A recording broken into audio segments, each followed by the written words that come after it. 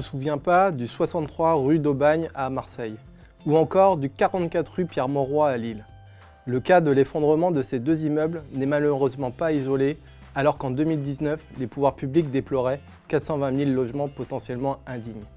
Face à un risque de mise en cause administrative de la collectivité territoriale, bien sûr, mais également pénale des élus titulaires du pouvoir de police, intéressons-nous à l'harmonisation des polices en matière de sécurité et de salubrité des immeubles opérés en 2020 pour une mise en œuvre à compter du 1er janvier 2021.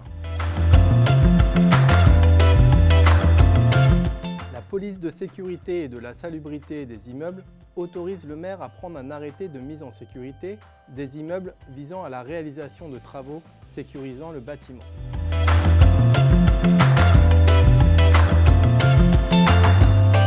Il existe une obligation de signalement.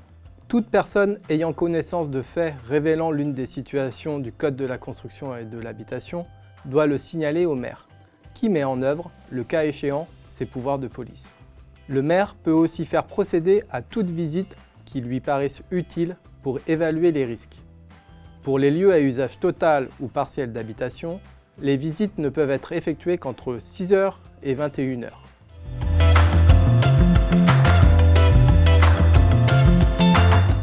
Le Code de la construction et de l'habitation stipule que la situation de péril, désormais dénommée défaut de sécurité de l'immeuble, ne peut résulter que d'un rapport des services municipaux ou d'un expert judiciaire.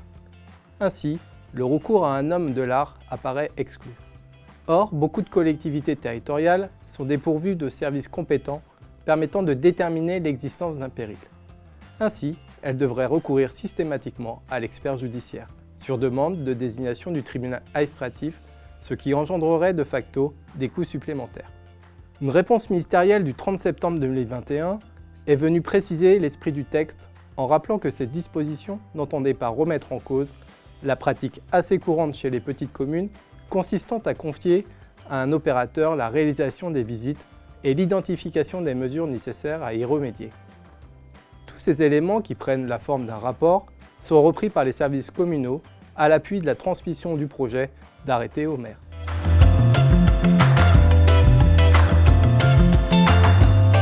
Après notification de l'arrêté de mise en sécurité au propriétaire et en cas de négligence de celui-ci, le maire peut faire réaliser d'office les travaux aux frais du propriétaire.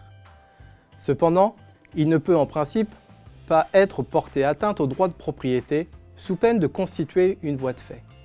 En dehors des situations d'urgence, les pouvoirs de police du maire lui permettent uniquement de prescrire l'exécution des mesures nécessaires. Le maire doit donc solliciter le juge judiciaire en cas d'obstacle du propriétaire pour pénétrer dans une propriété privée et exécuter les travaux.